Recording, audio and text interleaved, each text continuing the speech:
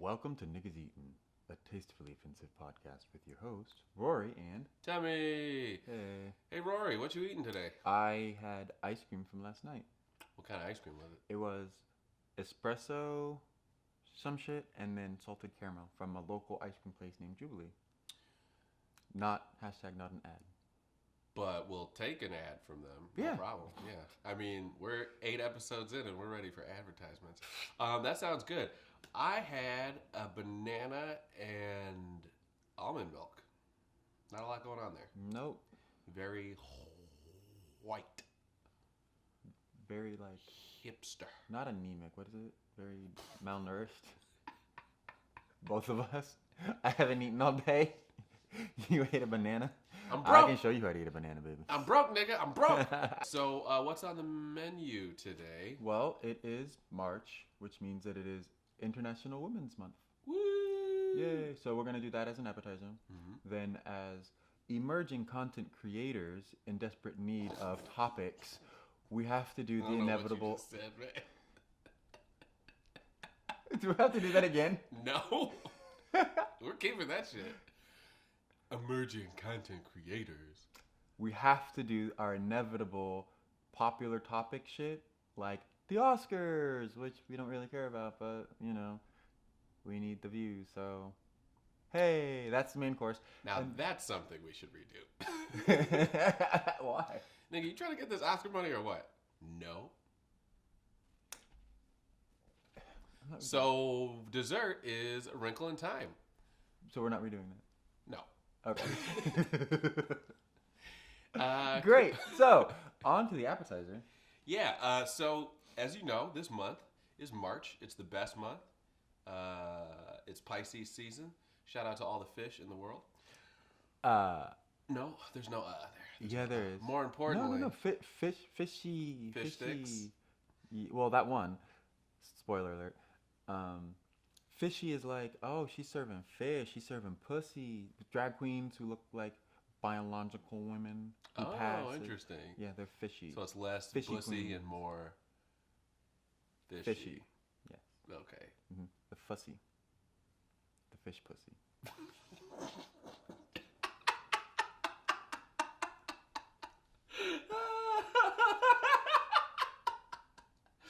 Well played, sir. Moving on. This month is International Women's History Month.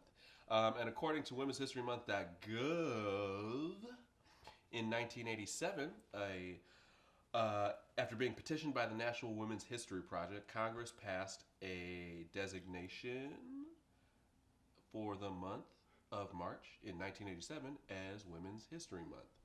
And between 1988 to 1994, Congress passed additional resources requesting and authorizing the president to proclaim March of each year as Women's History Month. Since 1995, Presidents Clinton, Bush, Obama, and I guess 45 have issued series of annual proclamations designating the month of March as Women's History Month. More importantly, on the best day of the year, March 8th. Is that your birthday? Yes, it is.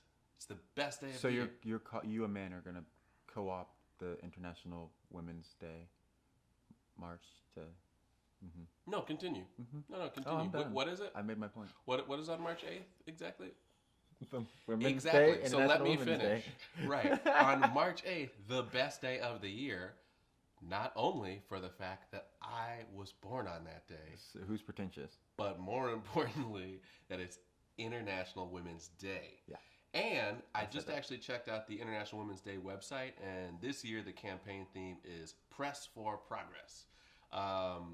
Basically, if you go on their website, there's a little button and a statement about what they're trying to do this year. So it reads, individually we're one drop, but together we're an ocean. Commit to a gender parity mindset via progressive action. Let's all celebrate to accelerate gender parity so our collective action powers equality worldwide. Something to say? Yep. Oh, no, I don't have anything to say. I'm just, yep. Right. Mhm. Okay. Who's on their board? That's a good question.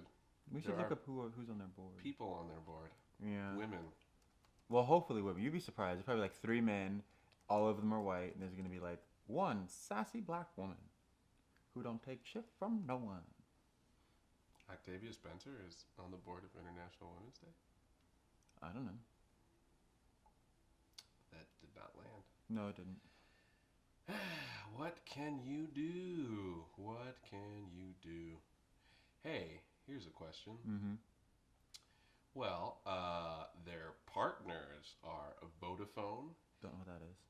It's a phone company. Mm.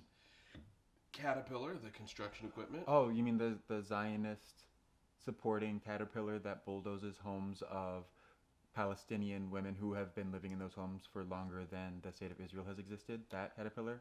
We're off to a great start here. MetLife, as Don't you know what know. that is. It's The Met Gala, Nope. Nope. it's healthcare. Oh, okay. Wouldn't know. Schneider Electric, F5, AECom, Diego, Amazon, Rio Tinto. Oh, Amazon, where women workers pass out and then they just don't even take them to the hospital. They just said, "Here's some water. Like, get back to work." Amazon, Jeff Bezos, who can stop women homelessness with 1/1000th of his profit. That His Amazon net worth. His net worth. $100 billion net worth. Yeah, that Amazon. That exact one. Mm-hmm. You know what's interesting though? What? I am not finding the Board of Trustees, Board of Trustees. which means they're all white and they're all men.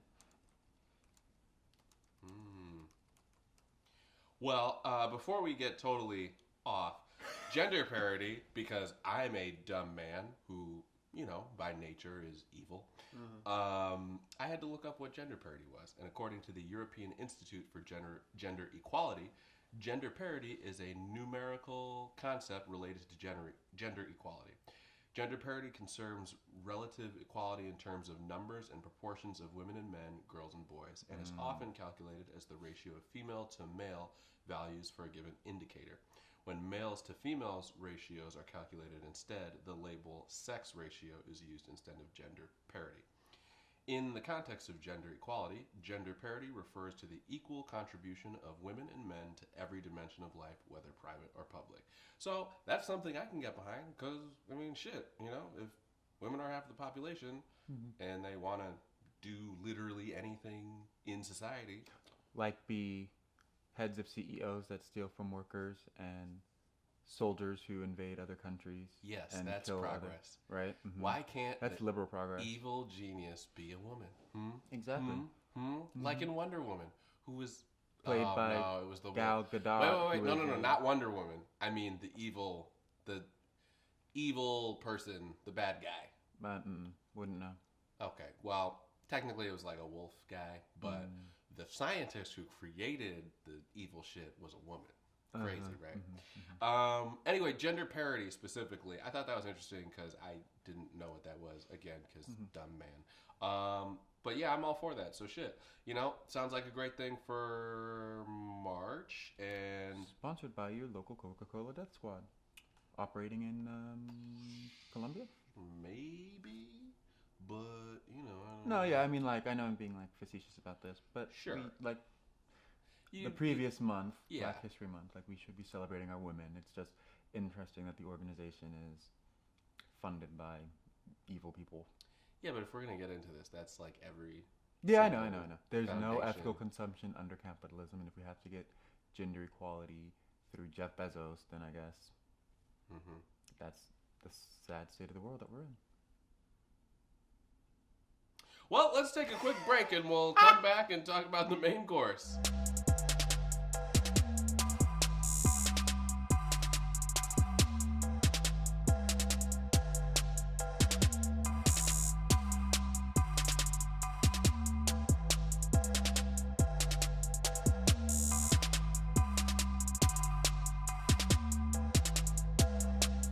And we're back.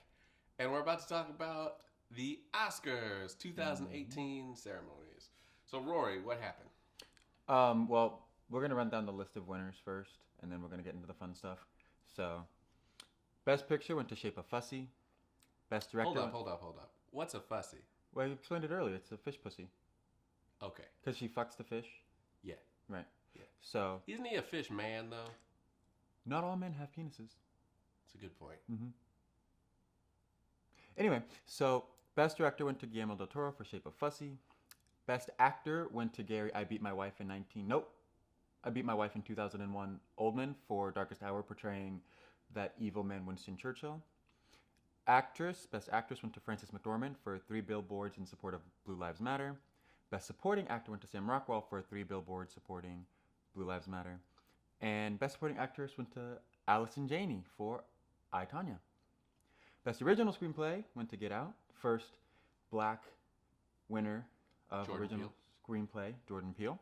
Best Adapted Screenplay went to James Ivory, a legacy win, for Hey, I Just Met You and This Is Crazy, so here's my number, so call me maybe. Best Foreign Language Film went to A Fantastic Woman, which is about a trans woman and starring a trans woman. Yay, hooray. Best Animated Film went to Coco, starring my boyfriend, Gael Garcia Bernal. Coco! Best Visual Effects went to Blade Runner 2046. Film Editing went to Dunkirk. Animated Short went to Kobe, I Am a Rapist, Bryant, Basketball Diaries, Dear Basketball, something like that. Best Live Action Short went to The Silent Child. Best Documentary Short went to Heaven is a Traffic Jam on the 405, which sounds really boring. Best Score went to Shape of Fussy. Best Song was Remember Me from Coco. Production Design went to Shape of Fussy. Cinematography went to Roger Deakins, another legacy Oscar for Blade Runner. It only took 14 tries. 2046. Best Costume Design went to the Costume Design movie. Best Makeup and Hairstyling went to The Darkest Hour. That's the one that got you. That's the one. That's the joke that got you. The Costume Design movie was Phantom Thread, which we reviewed on episode 4? 3 or 4 or something. Yeah, check that out. Best Sound Editing and Best Sound Mixing. They're 2 different categories. They both went to Dunkirk, like that dumbass over there. Dunkirk. That's the joke. Or Dumbo. Dumbo. Mm-hmm. So, on to the fun stuff. The ceremony. Highlights for you, Temi.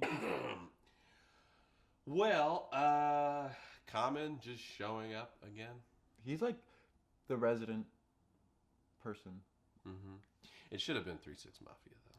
If they just showed up every year. Mm-hmm. Slap on my nut, corn on the cup. Mm-hmm. But, what can you do? Yeah. What about you? That was your only highlight? Oh, that was your first highlight. That was my first highlight. Well, this one we have in common because obviously it was Maya Rudolph and... In common. Ha ha. Ha ha. Angela Rye would have laughed, so shut up. Ha ha. I just said Maya Rudolph and then you said in common and I was just imagining a sexual thing between Maya Rudolph and Common. Maya Rudolph with a strap on inside of... So Maya Rudolph and Tiffany Haddish. No, can we talk about Tiffany Hatchett? We can talk about Tiffany Hatchett. So, yeah, we'll back it up. So, my other highlight was the stupid segment with Jimmy Fallon where he took Gal Gadot, Lupita Nyong'o, Baby Driver, and Guillermo del Toro and Guillermo from his show with candy and a big old, hot dog gun.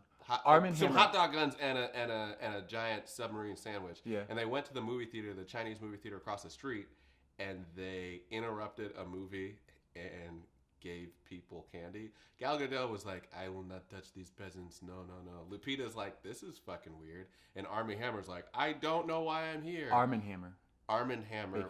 Baking soda. I got baking soda. Baby Driver, I don't know his real name. His name is Baby Driver, yeah. So he was shooting a hot dog gun, which personally for me, I want that. As long as it had a little heater system in it. So anyway, they go to the theater and you can shoot your hot dog at me anytime, baby. It's not detachable, so that's weird. So check this out.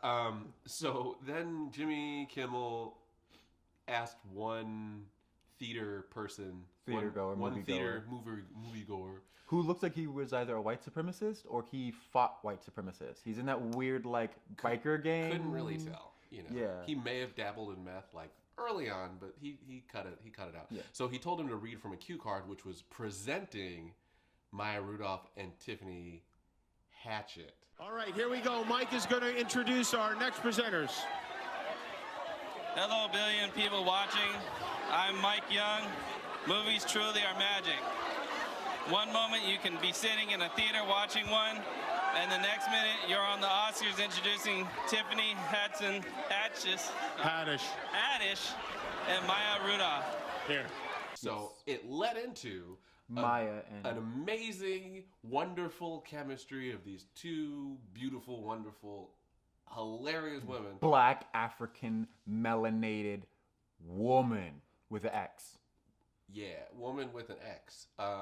Walking on stage in slippers because they were like, Fuck high heels. these Fuck heels gender are too norms. much. Fuck And 'em. I don't know what they were presenting, but their shit was I don't know. hilarious. I think they're presenting like best shorts. I think I don't know. Best But song. anyway, Yeah. I am excited for PTA, Maya, and Tiffany to do a film, and next year they should have Maya and Tiffany host because Timothy Kimball is bad. Agreed. Cool. Next up, we already kind of mentioned it. Kobe Bryant won an Oscar. Yep. So the next best thing that happened was when Oscar Isaac and the other Star Wars people were presenting best Mark Hamill and Tran. Kelly Marie Tran. Kelly Marie. I know them, but I was making. I was about to say yeah.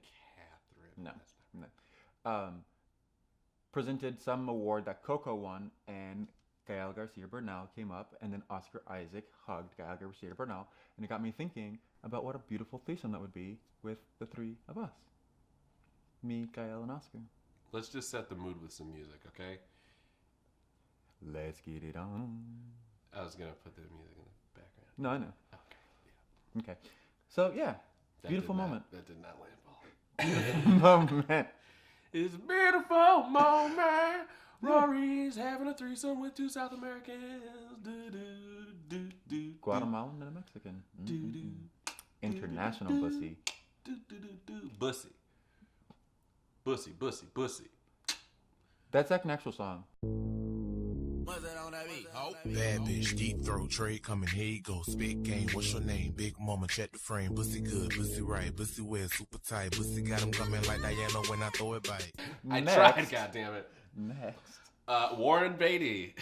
They, for some stupid reason, after the Oscar so fuck up from last year, announcing the Best Picture winner, incorrectly announcing La La Land as Best Picture, they brought Warren Beatty and Faye Dunaway back to announce again. Because they're so myopic, and it was such a cultural moment that of course we have to run this into the fucking ground. Like we have to run everything into the fucking ground because we're Hollywood and we're unoriginal. Right. So they go back up and they do their little bit. They reference, oh, you better not fuck it up. And they announce the winner. It goes to Guillermo del Toro's The Shape of Water. Fussy. Right, The Shape of Fussy. And the camera cuts to Guillermo, shaking hands and hugging people and stuff.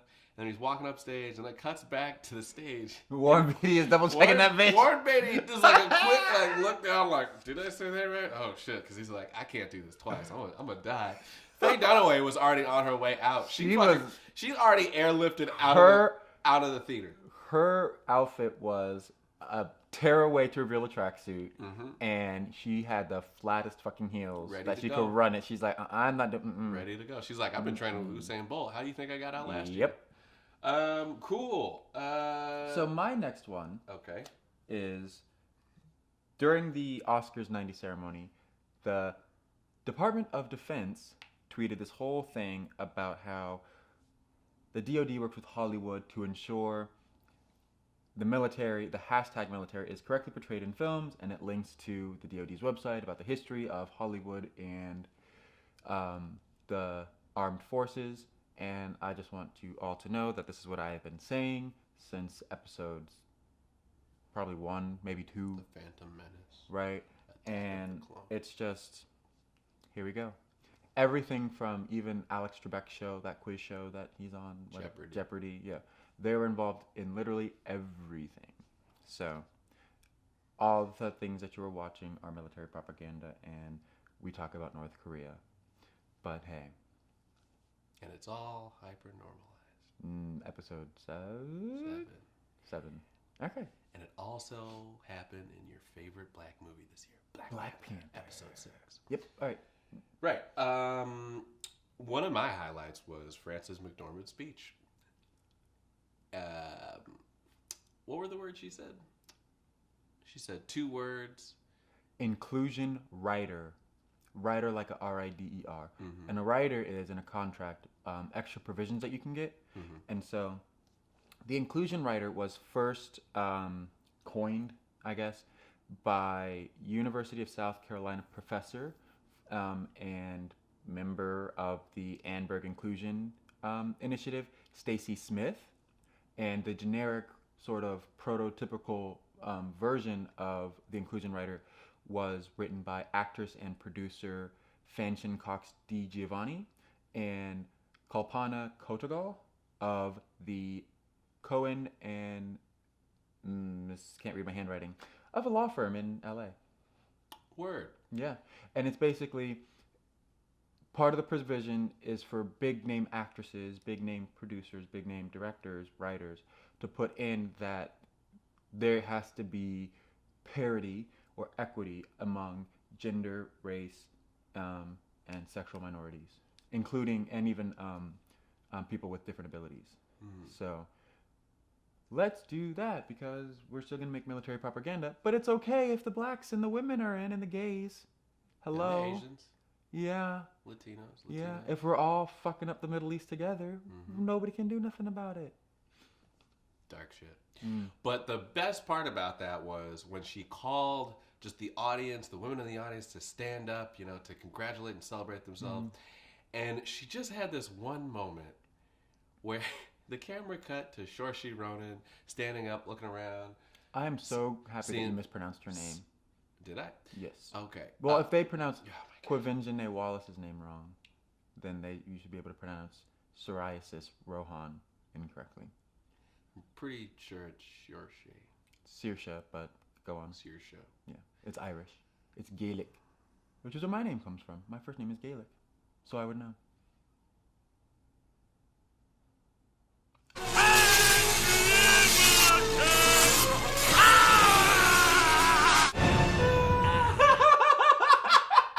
That's what Temi was eventually getting to, was Frances had this moment where she looked like Emperor Palpatine screaming unlimited power. It was so wonderful, and I'm just waiting for the meme. The internet was slow on it. It's like, I thought it was going to be out the second it happened, but no. So speaking of women, on International Women's Day, and, you know, month, me shitting on women, but it's white women, so I feel like it's acceptable. What's it, Emma Stone? Is that her name? Who won for Blah Blah Land last year? Actress? Is it Emily Blunt? What's her name? Emma Watson? Anyway, one of those blonde, white, basic Hollywood actresses who, for whatever reason, won an Oscar for some role that should have gone to Viola Davis, was like introducing Best Director, and she was like, to the 4 men in the audience, one of which is a Mexican immigrant and one of which is black, and Greta Gerwig. But the way that she was like, men, like, oh, nasty shit, but then she mentions Greta Gerwig by name, but it's like, okay, but we also have international directors, immigrant directors, and black directors, so we see where your allegiances lie. But don't forget, white women. Men of the devil. Huh? Men of the devil. We're evil by nature. Well, okay, but here's the thing. What about your intersectional femininity, feminism? They're still men. Girl, we got to talk about identity politics. Do we? Yeah. Because you know, I'm joking. I know you're so joking. Like, but it wasn't a white woman who got Emmett Till killed? Yeah. And you want to talk about how you want to talk about power dynamics there, huh? Also, then, I'm just reinforcing the fact that men are the devil. Right. And then the other one was like the 4 women in the nope. For cinematography, it was these male cinematographers and trailblazing woman cinematographer. It's like, you know, black people are so extra. But I don't think I've ever seen I don't think like when Tracee Ellis Ross has never presented at the Oscars, has she? No. Maybe Taraji, maybe thinking about Taraji. It's some funny like not comedian woman. I think it's Taraji. Taraji's never like, oh, the 4 white directors and Barry Jenkins. You know, black people don't do that. It's always the white women, whether it's like the Golden Globes or whatever. It's just like, like I remember Natalie Portman doing it too at some point. It's like, what? But what does that say about white women? They're fucking obnoxious. Oh my god, my feminism is inclusive because I said woman and it's only a white woman. Oh my goodness, fuck Tiffany Hatchett. Ratchet little bitch from the ghetto. Don't like her. Oh my god, I'm gonna laugh because the camera's on me. So it's like what the girl from Get Out's character would be in real life. Yes, that's exactly right. All of the Hollywood actresses are like her, especially Meryl Streep. When thank God she didn't win for her annual Oscar to keep her alive. Is that what's keeping her ticking? Yes. Every year she's nominated for an Oscar is another year. That's like for her a to blood live. transfusion, basically. Yeah, it is. Okay. And thank God she couldn't go up there and say anything because we do art here in Hollywood. We don't do that frivolous wrestling and football stuff that the dumbos and racists like. It's like, fuck you, bitch. Anything else? I already went over Daniela Vega and Yance Ford. And then Jimmy Kimmel had this really weird bit where he... With Lakeith Stanfield? Nope. Where he showed up to say, get out with the hat. And then Lakeith was just standing there awkwardly for her. I don't think Lakeith was awkward. I think he was just like, fuck it. He I was don't like, give yeah. a fuck. Like, that's But what it was. no, Jimmy Kimmel brought out an actor, a little child actor who was portraying his younger self. And he made this weird joke about like porn. And it's like, this kid is 8 years old and you're like making porn jokes. And it's like #MeToo and like say my name when no one is around me is nominated. And like, if I recall, the bit was the little boy actor was playing him as a kid. Yeah. And he was trying to give the kid advice. Mm-hmm. And he the said, advice don't... was like, hide the magazines or something. Right. But still, that's like so fucking weird. It wasn't like, don't look at the twat on Penthouse. But it's still, you understand how like that's still weird. Like the kid might not know what the joke is about, but it's still I think the weird. kid knows what the joke is about. But it's still weird to do that on national television in front of like all of those people, especially in this moment where like Christopher Plummer is nominated for Kevin Spacey's role. Right. You know what I mean? Like it just doesn't. The Oscars are very tone deaf. Well, Jimmy Kimmel also hosted The Man Show for like 5 years. So. I don't know what that means, but like it's still weird to have an 8-year-old kid and you're talking about porn on stage on national television. Okay. All right. Especially with like Bryan Singer, who's watching, and like I think it more of is like when like a young boy discovers porn. It's like, oh, porn. This is no, great. I get that. Yeah. 100%. I get that. But that's not. You don't do that at the Oscars. Apparently they do. They also But use that's what I'm saying. hot dog guns and make bits about Get Out. And I mean, it's the fucking Oscars. Like, what do you want? I want them not to make jokes about sexualizing children. Okay, well, when you get there, you can. Oh, make try the if I change. ever get to the Oscars, it's gonna be a mess. Mhm. I'm gonna bring a baseball bat. Woody Allen's gonna be there. I'm gonna beat him up. Yeah, no, I got that. Yeah, that was the Oscars. So we're gonna take a break and come back with the dessert, A Wrinkle in Time. Your father's trapped by evil energy, It's too strong for our light. and the only one who can stop it is you. Be a warrior. We are back with the dessert, which is A Wrinkle in Time. That's right, A Wrinkle in Time. Wrinkle in Time is a new film from director Ava DuVernay. We all love Ava. Resident friend of the show, Ava DuVernay. She is the first woman of color to helm a $100 million film. And Temi is using women of color correctly because all women of color, not just black women, have not made a film for $100 million except for Ava DuVernay. Right. Patty Jenkins was White. the first woman to make it. Well, people usually say woman of color when they mean something specifically black, and Right. they use it incorrectly. I'm just letting our audience know that you use it correctly. Cool, I did it. High five. You did it, yay! A Wrinkle in Time is actually based on a book by Madeleine L'Engle. It's a book from 1962. It won the Newbery Medal in 1963, and it's the story of the adventures in space and time of Meg, Charles Wallace, and Calvin O'Keefe.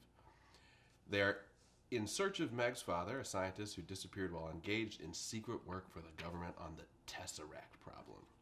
Tesseract means a rip in space-time. No, not a rip. If you watch the trailer, it's not really a tear in time, but a wrinkle in time. You just like wrinkle it like a little piece. Wrinkle. Yep. Sure. This is the second time Disney has attempted to make this movie. The first time being in like 20-something, maybe late 90s, early 2000s, with a made-for-TV Disney movie, which I saw and I did not like. But this one has Oprah Winfrey, so you know. I read that they did a TV movie. They did. I saw it. I missed that completely. Yep. Because okay. I was not allowed to read that book in 5th grade because apparently my reading skills were not up to par, despite the fact that I was the smartest kid in the class. I was just lazy, and I didn't want to buy the book, so I watched the movie instead. And I have no interest in reading the book now, and I have no interest in this movie. But you still love Ava. Oh, we love Ava. Right.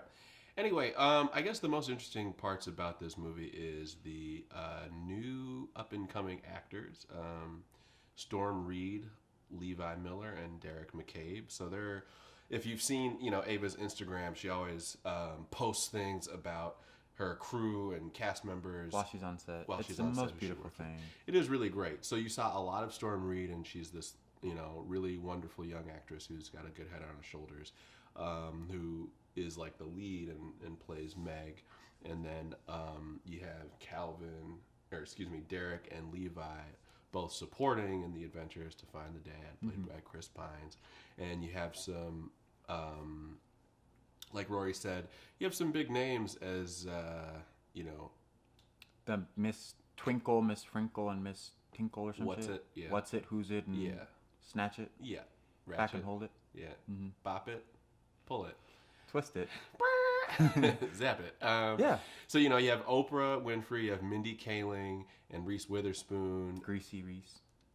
You also have Zach Galifianakis, and I believe David Oyelowo and Gubu Mataba-Raw show up. Big ups to them doing Isn't it Andy again. Serkis in this? I don't think so. Big ups to them showing up again after The God Particle. Also, we reviewed that on episode 5. Yep. and And David is returning to work for Ava as they worked on Selma together. Yeah. And the Middle of Nowhere. the prison movie, shot by Bradford Young, both of them. But this isn't shot by Bradford Young, it's shot by some white guy. Because Bradford Young was shooting the Han Solo movie, Also a Disney property. also a Disney property. So it's all really full circle. While over in another edit bay, as you saw from our Instagram, Ryan Coogler was cutting Black Panther. Shot by a The white woman. Black Panther. First woman to be nominated for a Oscar, cinematography award. which she did not win because they gave Roger Deakins his Legacy Award, which he should have won Many years 14 ago. times, well, 13 times over, because he shouldn't have won Best Cinematography over Robert Elswit for There Will Be Blood. I mean, Right. that was correct. Right. They did- The other they did times a I good don't job. care about, so They he should did have a won good them. job. So Rachel could have won this, so we could have moved on to LaDon Manuel being the first black woman to be nominated for a cinematography award in about 10 years. 8 years. We'll give her 8 years.